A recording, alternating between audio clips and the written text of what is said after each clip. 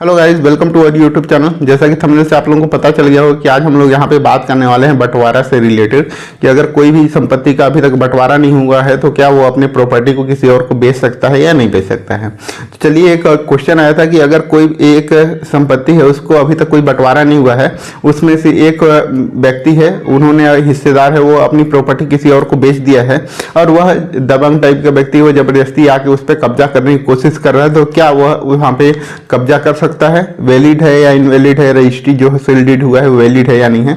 तो मैं advocate Om Prakash OP Sahu associate law firm Ambikapur से आप लोगों का स्वागत करता हूं। चलिए, आज हम लोग इसी से रिलेटेड पूरा डिटेल से बात करने वाले हैं कि क्या कानून है, क्या प्रोविजन है और 2023 का क्या लेटेस्ट जजमेंट है जो इस कानून के संबंधित क्या बोलता है। तो चलिए, सबसे पहला क्वेश्चन ये है कि क्या सह खातेदार अपने हिस्से की प्रॉपर्टी को बेच सकता है या नहीं बेच सकता। तो इसके लिए ट्रांसफर ऑफ प्रॉपर्टी एक्ट का सेक्शन 44 में जाएंगे तो वहां पे स्पष्ट रूप से दिया हुआ है कि एक सह हिस्से कोई भी भूमि या प्रॉपर्टी के दो या दो से अधिक जब हिस्सेदार हैं वह अपने हिस्से की जमीन को बेच सकता है, लेकिन अपने हिस्से से ज़्यादा की जमीन को नहीं बेच सकता। जैसे ही कोई और जो उस प्रॉपर्टी को खरीदेगा उसका वही वहाँ पे अधिकार होगा, जो उसको बेचा हुआ है जो उसका अधिकार था वही अधिकार उसका होगा। लेकिन यहाँ पे किंतु वो उस प्रॉपर्टी को जब तक यूज नहीं कर सकता जब तक कि उसका भूमि का बंटवारा ना हो जाए, तब तक वो जो खरीदा हुआ परचेस किया हुआ उसका यूज नहीं कर पाएगा। लेकिन इसी में एक चीज और दिया हुआ कि अगर कोई भी संयुक्त रूप से कोई घर बना हुआ है जिसमें बहुत सारे फैमिली वाले ही रहते हों और वह अपने भूमि हिस्से की घर को किसी और को अगर बेच देता है तो वह उस कंडीशन में वो वैलिड नहीं है और जो सामने वाला जो परचेस किया हुआ है वह उस चीज को वहां पे यूज नहीं कर पाएगा। ठीक है, तो इससे रिलेटेड एक सुप्रीम कोर्ट का जजमेंट है Ramdas versus Sitabai and others, जिसका AIR नंबर 2019 SC नंबर है इसका 2735।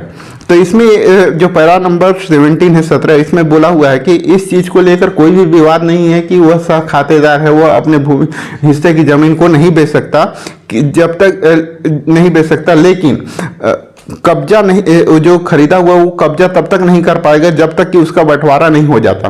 बंटवारा कैसा है? या तो म्यूचुअल अंडरस्टैंडिंग के आधार पे हो जाए वहां पे, या तो फिर न्यायालय के द्वारा हो जाए, मतलब सहमति के आधार पे बंटवारा हो, या फिर न्यायालय के द्वारा बंटवारा होने के बाद ही उस चीज को वहां पे उसका यूज कर सकता है जो खरीदा है। लेकिन दूसरा चीज इसमें यह है कि और जो प्रॉपर्टी को जो खरीद रहा है या जो बेच रहा है वो किसी भी स्पेसिफिक जगह को वहां पे नहीं बेच सकता। कि जैसे मान लेते हैं कोई 100 गज का प्रॉपर्टी है तो 100 गज की प्रॉपर्टी में ये नहीं बोल सकता कि सामने रोड साइड लगा हुआ है उसी को बोल दिया कि आप 50 गज का फ्रंट का आप ले लो, ऐसा नहीं हो सकता। जब बंटवारा होगा, बंटवारे होने के बाद ही वहां पे डिसाइड होगा कि वो उसके हिस्से में कौन सी साइड की प्रॉपर्टी आती है और कौन सा उसका यूज कर पाएगा। ठीक है, दूसरा चीज यहाँ पे एक और केस लॉ है सुरेश बाबू पाटिल प्रति state of Maharashtra and other. ये भी महाराष्ट्र हाई कोर्ट का एक केस है जिसमें लिखा हुआ है कि जब तक अनडिवाइडेड प्रॉपर्टी फिजिकल डिवाइडेड ना हो जाए तब तक सह खातेदार में जो भी प्रॉपर्टी को वहां पे जो परचेस किया हुआ है वो उसका यूज नहीं कर सकता। मतलब वहां पे अनडिवाइडेड प्रॉपर्टी है और उसका फिजिकल रूप से अगर जब तक वो डिवाइड नहीं कर दिया जाए, ठीक है, तब तक उस पर कब्जा नहीं किया जा सकता। किंतु सह खातेदार को यह अधिकार होगा कि वह हिस्से की प्रॉपर्टी को बेच सकता है। तो यहाँ पे एक महत्वपूर्ण जजमेंट है जो कि कोई भी हिस्सेदार किसी भी प्रॉपर्टी को स्पेसिफिक जगह को नहीं बेच सकता, लेकिन वहां पे अपने हिस्से की जमीन को बेच सकता है। तो यहाँ पे एक चीज हो गया कि अगर आपका डॉक्यूमेंटेशन में हो गया, जैसे कोर्ट से आदेश हो गया, लेकिन आपका फिजिकली रूप से वहां पे आपसे तय नहीं हुआ कि कौन कौन सा सीमांकन के आधार पे या जैसा भी हो म्यूचुअल अंडरस्टैंडिंग के आधार पे वहां पे कि बंटवारा नहीं हुआ है कि कौन कौन सा प्रॉपर्टी उसका है, उस तब तक उस चीज को वो कब्जा नहीं कर सकता है। इसी से रिलेटेड एक केस है परमल Singh versus Ghanshyam and others. AIR number है 2019 MP हाई कोर्ट का केस है। इसका भी पैरा नंबर 13 में दिया हुआ है कि यह कानून में अधिकार है कि वह अपने हिस्से की जमीन को बेच सकता है, लेकिन हिस्से से ज्यादा की जमीन को नहीं बेच पाएगा और किसी भी स्पेसिफिक जगह को भी नहीं बेच सकता है जब तक कि उसका बंटवारा न हो जाए। ठीक है, और इसी प्रकार का एक और केस था सुप्रीम कोर्ट का बाबूराम प्रति संतोष सिंह। ये हिंदू उत्तराधिकार अधिनियम के अकॉर्डिंग यहाँ पे दिया हुआ था कि अगर कोई भी प्रॉपर्टी को अपना बेचता है, ठीक है, तो उसमें जो क्लास 1 के जो विधिक वारिस है, ठीक है, पिक्टोरियल वहाँ पे उन लोग का राइट होता है, तो उसमें उनका जो क्लास 1 के हैं, जैसे कि उनका बेटा होगा, बेटा के बाद जो क्लास 1 में जो दिया हुआ डिफिनेशन में, उन लोग को राइट है कि सबसे पहले अगर कोई भी पैतृक भूमि है तो उनको पहले सबसे पहले ऑफर किया जाएगा। अगर वो लोग उसको खरीदने से मना करते हैं तब उसको परिवार के बाहर उसको कहीं और बेच सकते हैं, ठीक है। इसी से रिलेटेड एक Nagmal and other versus Najmal and other 1970 का केस है।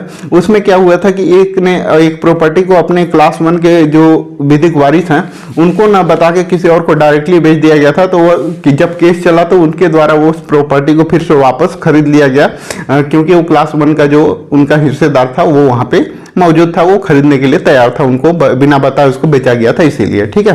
तो नेक्स्ट हम लोग सबसे अब आज आते हैं लास्ट में 2023 का जो लेटेस्ट जजमेंट है वो क्या बोलता है। तो इस केस का नाम है श्री विनायक प्रति गड़ी गेवा एंड अदर्स। इसका जो एससी नंबर है वो 106032, ठीक है। ये 3 अगस्त 2023 का लेटेस्ट जजमेंट है इसी मंथ का। इसमें देख सकते हैं जो केस था, इसका मेन कॉन्सेप्ट क्या है कि आपका एक सूट फॉर पार्टीशन लगा हुआ था। तो सूट फॉर पार्टीशन में जब लगा हुआ था तो उसके न्यायालय द्वारा ये कहा गया कि आपके द्वारा जो सूट फॉर पार्टीशन लगाया गया है उसमें पूरी भूमि का यहाँ पे उल्लेख नहीं है। तो जो पिटिशनर था जो विनायक जी, उसने द्वारा यहाँ पे 3/9/2022 को एक आवेदन अमेंडमेंट का जो एप्लीकेशन अमेंडमेंट के लिए लगाया कि उसमें मैं जो भी प्रॉपर्टी जो है उसको मैं ऐड करने के लिए वहाँ पे तैयार हो गए। तो उनके द्वारा वहाँ पे न्यायालय के द्वारा उसको अलाउ कर दिया गया। उन्होंने जितनी भी प्रॉपर्टी थी उसको वहाँ पे ऐड कर दिया गया। उसमें से क्या था कि जो सह खातेदार थे उसमें से उन्होंने एक अपनी प्रॉपर्टी को बेच दिया था। तो इनके द्वारा जो है उस प्रॉपर्टी को ऐड कर दिया गया और उनको भी पार्टी बनाई जो उस चीज को परचेस किए थे। तो उनके पास जब नोटिस गया तो उनको लगा कि जब मैंने इस प्रॉपर्टी को खरीद लिया हूं तो उसमें उनका कोई राइट नहीं है कि वो इसको पार्टीशन के लिए लगाएं। तो इसके लिए उन्होंने अपने लिए रिट पिटिशन पे गए हाई कोर्ट में।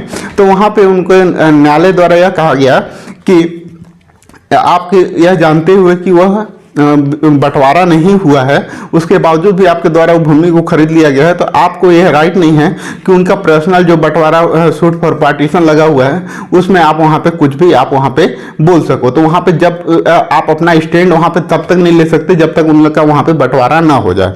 जब फाइनल डिग्री होगी उसके बाद ही वो स्टैंड लिया जा सकता है कि मेरी प्रॉपर्टी जैसे थी, मैं कब्जा कर लिया हूँ या खरीदा हूँ इनके से, तो मेरे को उस पर मिलना चाहिए। इसके बाद ही वहां पे कर सकते हैं। तो यहाँ पे आप लोगों को एक पूरा चीज क्लियर हो गया होगा कि अगर जब तक बंटवारा नहीं हो जाता है तब तक वह उस चीज का यूज नहीं कर पाएगा और उसके बावजूद भी आप उसके लिए सूट फॉर पिटीशन के लिए लगा सकते हैं। तो पूरा चीज इसमें आप लोगों को क्लियर हो गया। एक एक चीज, सबसे पहला क्वेश्चन ये था कि क्या वो अपने हिस्से की जमीन को बेच सकता है, कोई सह खातेदार है तो यस बेच सकता है, लेकिन उसमें कंडीशन है कि वह कब्जे जब तक नहीं मिलेगी जब तक उसका पार्टीशन नहीं हो जाता है। और कोई भी स्पेसिफिक जगह को वो नहीं बेच सकता कि आपका कहां पर से कहां पे आपको मिलेगा, ठीक है। तो ये सब आपको यहाँ पे पूरा डिटेल से पता चल गया होगा। वीडियो अच्छा लगा तो वीडियो को लाइक, चैनल को सब्सक्राइब कर लीजिएगा ताकि आप लोगों को इस तरह का अपडेट मिल सके। Thanks for watching.